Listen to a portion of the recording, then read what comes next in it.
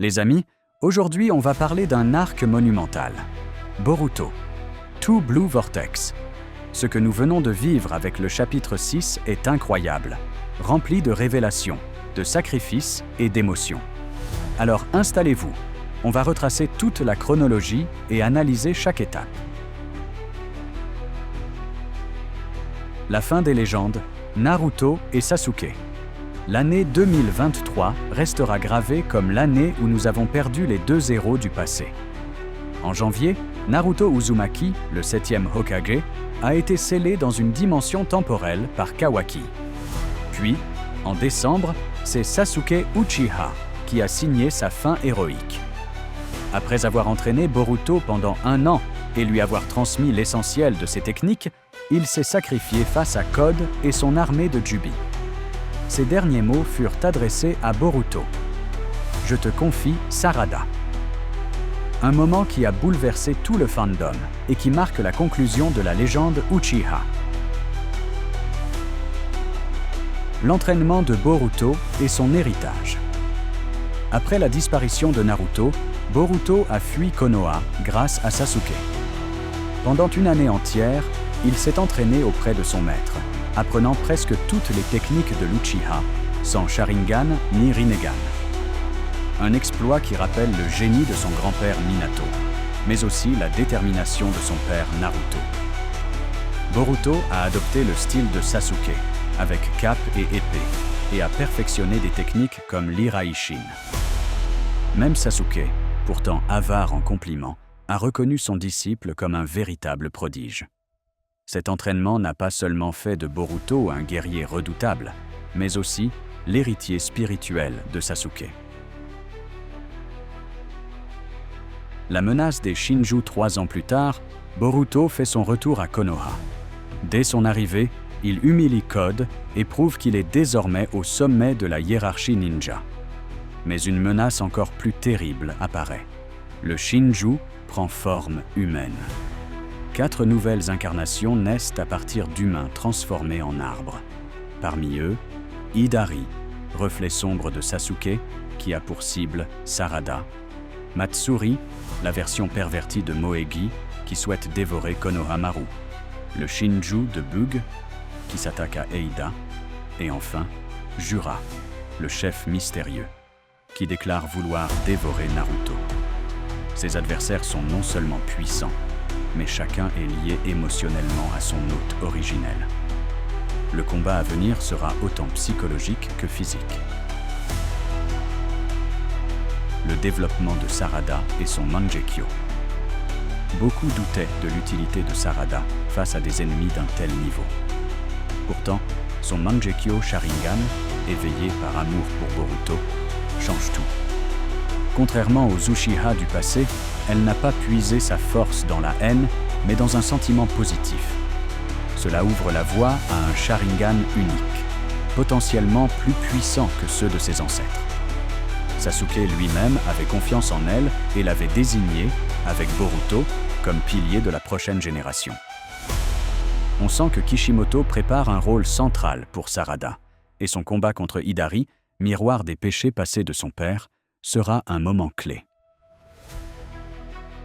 Amado et la vérité sur l'omnipotence. Autre révélation majeure, le retour d'Amado. Le scientifique comprend que ses souvenirs ont été falsifiés par l'omnipotence d'Eida. En analysant le corps de Kawaki, il détecte des incohérences flagrantes, notamment la présence du Kama contenant les données de sa fille Akebi. Logiquement, il en déduit que ses souvenirs sont faux et que l'identité de Boruto et Kawaki a été inversée. Cette prise de conscience marque une fissure dans le pouvoir d'Eida et redonne espoir. Shikamaru, devenu 8e Hokage, semble partager ses doutes mais attend son moment. La partie d'échecs entre Amado, Kawaki, Eida et Boruto ne fait que commencer. Le rôle de Shikamaru est la survie de Naruto. Même s'il est critiqué pour sa dureté, Shikamaru reste fidèle à sa logique. Protéger Konoha avant tout. Sa méfiance envers Kawaki n'a jamais totalement disparu. La révélation d'Amado va probablement relancer ses soupçons. Pendant ce temps, Naruto, scellé dans une dimension, reste la cible de Jura. Mais Kawaki veille. Obsédé par la survie de son père adoptif, il est prêt à tout, même au pire, pour le protéger.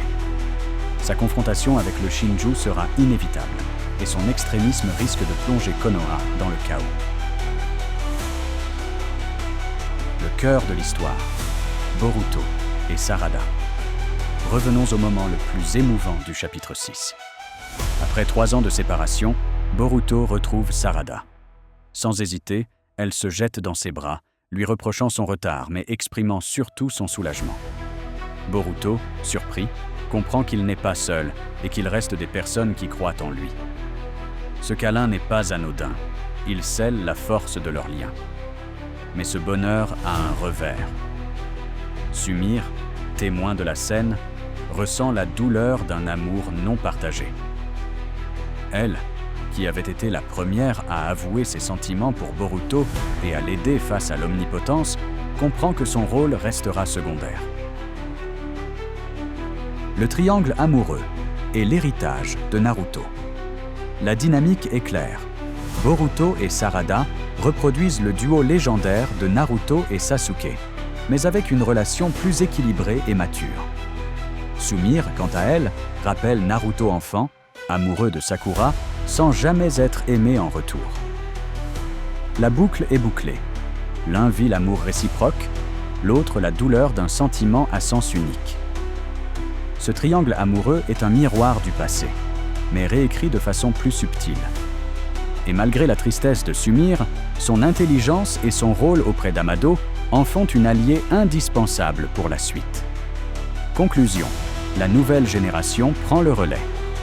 Avec Naruto et Sasuke écartés, la responsabilité repose désormais sur Boruto, Sarada, Kawaki et leurs camarades. Les Shinju incarnent à la fois une menace physique et un fardeau symbolique représentant les erreurs, les rancunes et les sacrifices du passé. Mais l'œuvre rappelle une vérité essentielle. La nouvelle génération finit toujours par surpasser l'ancienne. Boruto est déjà considéré comme le shinobi le plus puissant de tous les temps, et Sarada s'apprête à révéler l'étendue de son Mangekyo. Le futur de Konoha est entre leurs mains, et la guerre à venir décidera du destin du monde ninja. Voilà les amis. Le chapitre 6 de Blue Vortex n'est pas juste un tournant, c'est le point de rupture entre l'ancienne génération et la nouvelle. On a perdu Sasuke, on a un Naruto prisonnier, et Boruto porte désormais l'héritage des 2 plus grands ninjas de l'histoire. Les Shinju sont là, l'amour est au cœur du récit, et la guerre approche. Préparez-vous, car la suite s'annonce encore plus monumentale. Si tu kiffes ce genre d'analyse sur Boruto tout Blue Vortex, lâche un gros like pour soutenir le taf et abonne-toi à la chaîne pour ne rien rater des prochaines vidéos. Active la cloche pour être sûr de recevoir toutes les notifications parce que la suite de Blue Vortex s'annonce complètement incroyable et on va vivre ça ensemble.